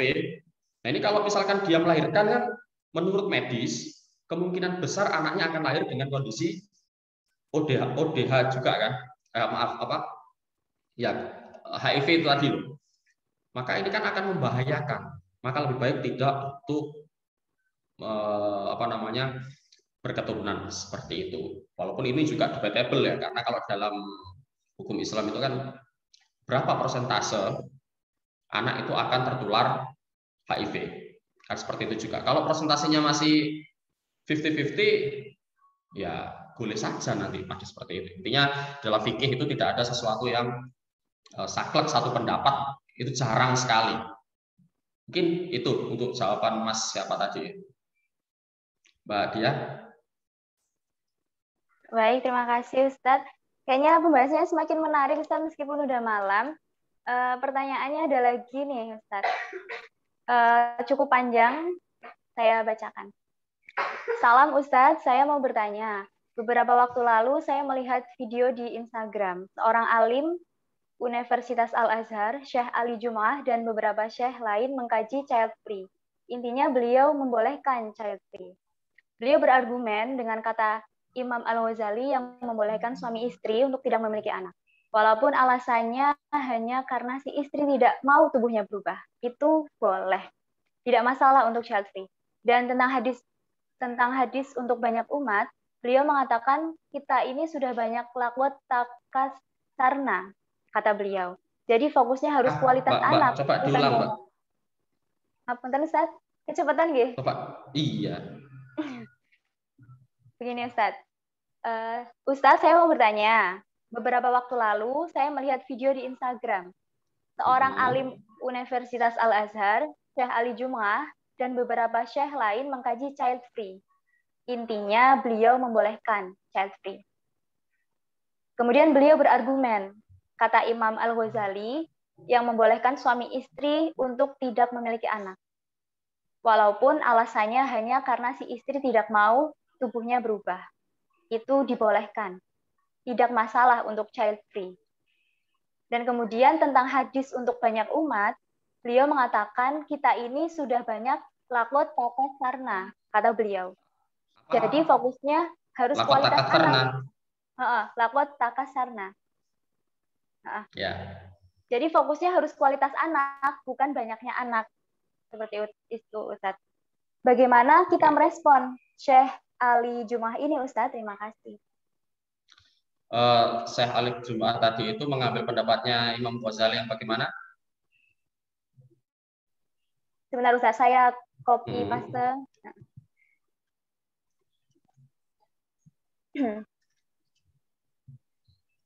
bahwa Imam Al-Ghazali membolehkan suami istri tidak memiliki anak, begitu Ustadz katanya. Walaupun alasannya hanya karena si istri tidak mau tubuhnya berubah. Oke. Seperti itu. Terus pertanyaannya? Bagaimana kita merespon Syekh Ali Jum'ah ini? Seperti itu katanya. Baik. Ya saya sebenarnya nggak berani ya komentari Syekh Ali Jum'ah. Siapa saya gitu kan? Artinya begini, Pak. Ini kalau saya coba untuk harmonisasikan ya, bahwa tadi saya katakan di awal bahwa memang kita tidak akan bisa menemui kasus ini secara pasti di dalam Al-Quran, hadis, dan hukum-hukum Islam. Begitu. Nah, sehingga ini menjadi ruang untuk didiskusikan. Nah, apa yang saya sampaikan tadi, berikut kemudian ketidaksepakatan saya terkait tentang perilaku child free, yaitu adalah sikap saya ketika melihat fenomena seperti ini. Nah, kemudian apa yang disampaikan oleh Syekh Ali Jum'ah itu ya benar gitu loh. Artinya child free ini tidak secara khusus dilarang di dalam agama. Seperti itu. Nah, kemudian yang saya garis bawahi tadi berkenaan dengan kita mengejar kualitas bukan kuantitas, itu juga sangat benar gitu loh. Makanya tadi saya katakan orang kalau berkualitas itu ya gimana sih tadi saya ngomong? Hadisnya Rasulullah kan tazawwadu itu ya, banyaklah anak dan seterusnya. Itu bisa kita artikan sebagai kita memperbanyak anak itu boleh, gitu. Tetapi jangan lupa bahwa ketika kita memiliki anak, kita punya tanggung jawab. Nah, yang jadi masalah ini kan kita memperbanyak anak, tapi kita tidak bertanggung jawab. Nah, ini yang jadi masalah. Dan ini yang kemudian sedikit banyak itu akan mempengaruhi pemikiran orang-orang yang sepakat dengan child free bahwa buat apa kita punya anak kalau kita tidak bisa membimbing anak kita atau mendidik anak kita dengan baik gitu loh. Kalau orang Jawa itu kan punya prinsip semakin banyak anak semakin banyak rezeki gitu loh. Nah, apakah ini salah? Ya enggak juga. Karena secara konsep teologis kita, setiap bahkan hewan yang melata gitu ya, itu kan rezekinya sudah ditanggung oleh Allah. Sehingga ketika semakin banyak anak di dalam keluarga kita, maka jatah BLT dari Allah itu kan semakin banyak. Kan begitu. Tapi apakah itu benar banyak anak banyak rezeki? Ya enggak betul-betul juga gitu loh. Karena apa? Untuk memperoleh rezeki itu kan ada wasilahnya, ada al-kasbunya lah kalau dalam teologi Asy'ariyah itu ya. Ada usaha yang harus dilakukan supaya rezeki itu bisa sampai ke tangan kita. Sehingga kita harmonisasikan saja bahwa banyak anak itu boleh, tapi kita harus bertanggung jawab dengan anak kita. Nggak boleh kita itu hanya sekedar produktif tanpa tanggung jawab. Ya nggak boleh seperti itu. Nah, ini yang menjadi masalah dan harus dipertimbangkan bersama. Seperti itu. Nah, sehingga kemudian kalau tadi sampai tanya bagaimana kita bisa merespon apa yang disampaikan oleh Syekh Ali Jum'ah, yang pertama saya nggak berani merespon, Pak. Cuman kalau misalkan saya pribadi, ya saya mengamini apa kata beliau dan kita harmonisasikan saja lah. Yang pasti bahwa orang menikah itu kan orientasinya pasti punya anak. Jujur saja pada diri kita, laki-laki, perempuan, itu pasti ada yang namanya kecenderungan untuk secara normal punya anak itu ada. Kan seperti itu. Katakan tadi Gitasaf itu, ini contoh ya, Gitasaf tidak menginginkan anak. Pertanyaannya, yang laki-laki kira-kira pengen nggak sih? Nah, apakah dia itu benar-benar nggak pengen? Atau karena saking cintanya dengan Gitasaf, kemudian dia, ya sudahlah, istri saya nggak pengen kok, saya nggak mau maksa. Apakah seperti itu? gitu loh. Karena ini menarik untuk dikaji gitu, bahwa saya benar-benar nggak percaya ada orang yang benar-benar sehat ya, dhohiron wa batinan, maksudnya jiwa raga, itu dia tidak pengen punya anak, itu saya nggak percaya. Gitu. Dengan kata lain, kalau ada orang yang nggak pengen punya anak, pasti ada masalah secara psikologi. Itu saja. Gitu loh. Ya walaupun nanti kalau misalkan apa yang saya sampaikan itu bertentangan, ya kita bisa diskusi di sini. Gitu. Yang pasti bagi saya, normalnya manusia itu ketika dia menghendaki ingin berkeluarga, pasti dia akan menginginkan adanya anak. Nah, orang berkeluarga itu kan dua ya, laki-laki dan perempuan, suami dan istri. Kalau suaminya nggak pengen, pasti istrinya pengen. Kalau istrinya nggak pengen, pasti salah satunya pasti pengen. Ya karena itu adalah merupakan fitrah, gitu loh. Fitrah manusia seperti itu. Sehingga kalaupun misalkan memang ada yang dua-duanya nggak pengen, ya untuk bisa agar resmi child free-nya ya ambil saja pendapatnya Syekh Ali Jum'ah seperti itu. Tapi kalau saya pribadi dan bagi yang ini saya mengatakan bahwa ya child free itu hal yang menyimpang gitu loh. Makanya tadi saya katakan saya nggak berani menyimpulkan. Tapi kalau ditanya tadi oleh Mas yang tadi itu bagaimana kalau pendapat saya? Ya saya sih enggak gitu. Mungkin itu Mbak Dia. Baik, terima kasih Ustaz tadi. Paham Ustaz, insya Allah. Tadi ada Mbak Nuryani yang sudah angkat tangan. Mbak Nuryani masih di sini? Silakan langsung menanyakan saja Mbak Yeni, Mbak Nuryani.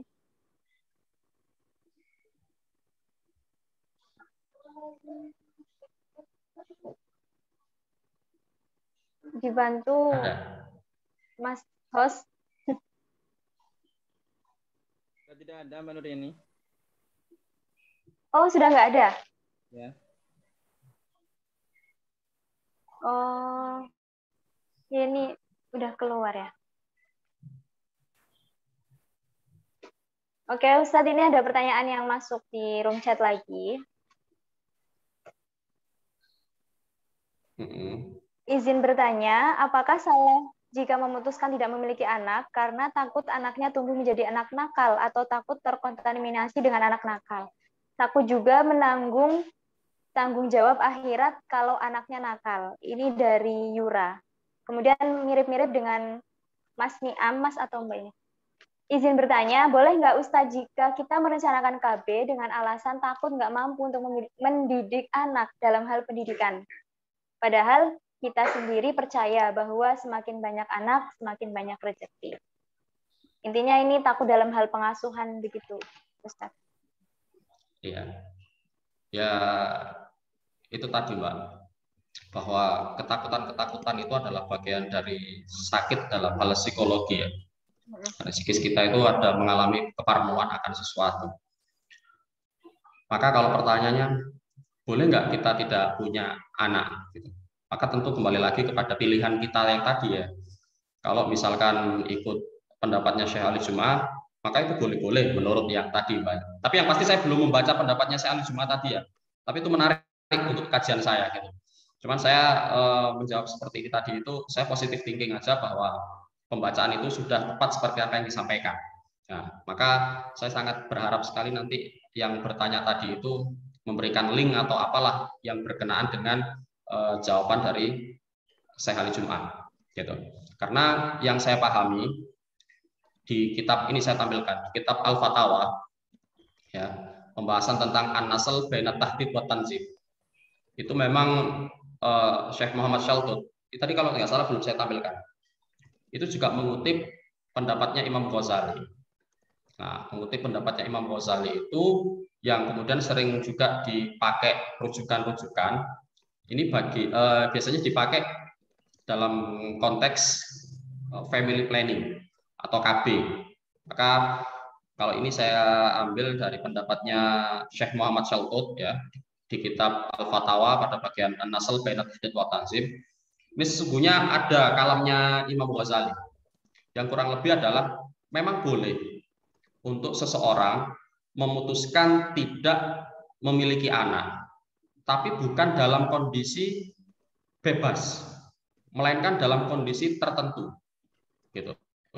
Nah, jika misalkan kondisinya itu misalkan di sini, ini, sebentar saya baca.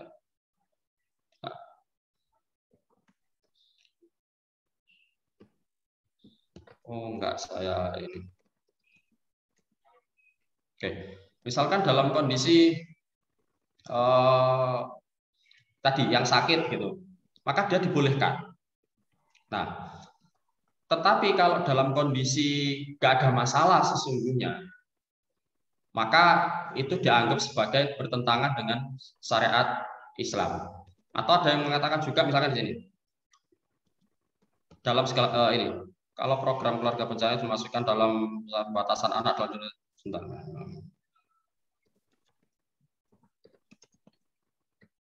Oke, ya artinya bahwa kalau nggak ada masalah, kemudian dia membatasi untuk kepemilikan anak, maka itu yang akan dipermasalahkan. Gitu. Tapi kalau misalkan ada kondisi-kondisi tertentu, misalkan secara ekonomi ini dia tidak cukup, gitu loh. Tapi posisinya dia sudah punya anak, maka itu dibolehkan, gitu loh. Karena gini, tawakal itu kan boleh, tapi ikhtiar itu kan juga harus diperhitungkan seperti itu. Nah, artinya jangan sampai nanti itu kita punya anak, tapi kita nggak punya persiapan sama sekali. Nah, itu akan menyesarakan anak, gitu, dan akan juga menyesarakan diri kita sendiri. Tapi kalau misalkan kita punya prediksi bahwa oh saya bisa kok untuk mendapatkan ini dan itu dan sebagainya, maka itu yang dibolehkan. Nah, apa yang disampaikan Imam Ghazali yang kemudian dikutip oleh Syekh Ali Jum'ah, saya curiga itu dalam pembahasan ini, gitu. Tapi ya wallahu alam ya, saya nggak berani komentar banyak. Intinya saya penasaran dengan apa yang disampaikan oleh Imam Al Ghazali itu dulu. Seperti itu mungkin, Pak.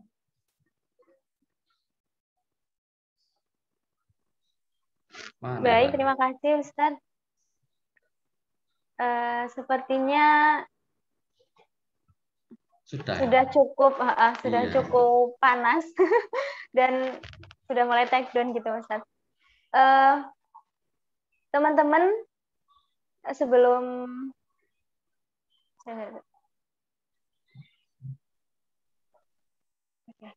pertanyaan sudah ditutup ya teman-teman ya. Terima kasih untuk yang sudah bertanya. Kalau yang belum terjawab nanti bisa japri Ustadz, boleh Ustadz? Atau di grup saja, di grup kalam boleh. Monggo, silahkan. Pokoknya jelas ya. Artinya kenalan dulu. Jangan langsung nanya. Bingung saya nanti. Iya Ustadz. Nanti kita ada sesi foto bersama dulu. Jadi teman-teman mohon jangan live dulu. Okay? Kita foto bersama, nanti bisa on cam semuanya sebelum ditutup nanti. Oke, terima kasih Ustadz. Mungkin saya membacakan sedikit kesimpulan. Sedikit aja Ustadz, nggak banyak, tadi udah banyak sama Ustadz. Jadi kalau yang saya tangkap dari obrolan panjang kita tadi, dari Ustadz dan tanya jawab sama teman-teman, bahwa child free itu ya sebenarnya subjektif Ustadz ya. Yeah. Child free itu pilihan. Bahkan obrolan kita, tanya jawab, dan segala macam tadi dari awal sampai akhir, itu pun sifatnya subjektif seperti itu. Jadi kembali lagi kepada pilihan kita masing-masing nantinya. Child free monggo, punya anak banyak monggo, yang sedang menunggu punya anak ya semoga cepat dikaruniai, yang menunda kelahiran untuk menjaga jarak ya tidak apa-apa gitu ya Ustaz. Jadi kembali lagi ke keputusan kita, namun digarisbawahi karena kita memang seorang muslim dan muslimah, jadi ketakutan-ketakutan yang tadi dimunculkan oleh orang-orang yang berhaluan child free tadi, ya kita kembalikan lagi kepada Allah karena kita masih punya Allah, bukan kita yang mempunyai hidup ini. Jadi nggak usah takut dengan ketakutan-ketakutan itu, seperti itu. Mungkin itu Ustadz, dan teman-teman semua. Boleh closing sedikit, Mbak? Oh, ini kok mumpung ketemu. Monggo Ustadz. Oke. Jadi gini, Syekh Muhammad Saltut itu tadi yang saya cantumkan ini di PPT ini, ini kan ringkasan saya. Jadi beliau itu mengutip dari pendapatnya Imam Al-Ghazali, langsung aja ya saya artinya ya. Intinya Imam Ghazali itu mengatakan bahwa orang itu bahasanya di sini mencegah, bukan menolak sama sekali, gitu. Mencegah untuk hamil itu hukum asalnya adalah mubah. Nah, kecuali jika alasan dia untuk memilih tidak hamil atau memiliki anak itu adalah sesuatu yang diharamkan oleh Allah. Misal, saya nggak mau punya anak, nanti khawatir kalau saya lahir anak saya berjenis kelamin yang tidak saya kehendaki. Nah, ini kan menolak apa ya, gift ya, artinya sesuatu yang tidak ada kaitannya dengan kebolehan syariah itu sendiri, maka itu dilarang, gitu.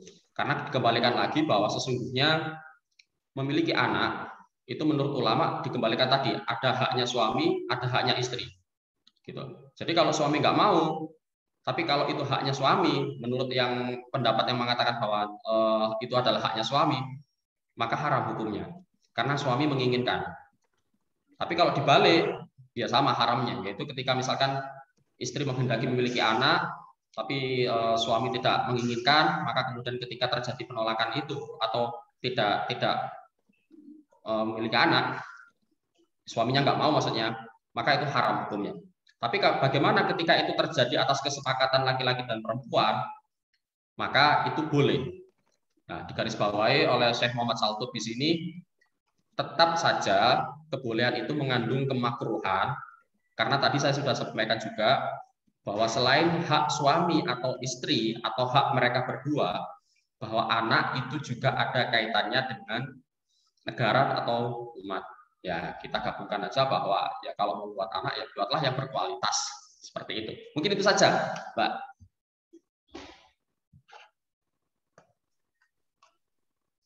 Mix-nya, Mbak. Jadi terima kasih Ustadz. Selanjutnya Ya. sesi bersama dulu sebelum saya tutup. Monggo Mas host untuk sesi foto bersama. Baik, teman-teman bisa on cam semuanya. baik, terima kasih. Sudah saya terdengar ya. Kita foto bersama dulu untuk sesi dokumentasi. Terima kasih Ustadz Andre sudah berbagi informasi dan ilmu. Oke, silakan buka ini ya kamera. Saya hitung 1, 2, 3.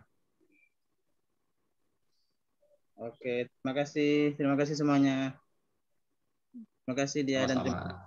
Ya, saya pamit ya. Ya, terima kasih Ustadz. Waalaikumsalam. Waalaikumsalam. Silakan.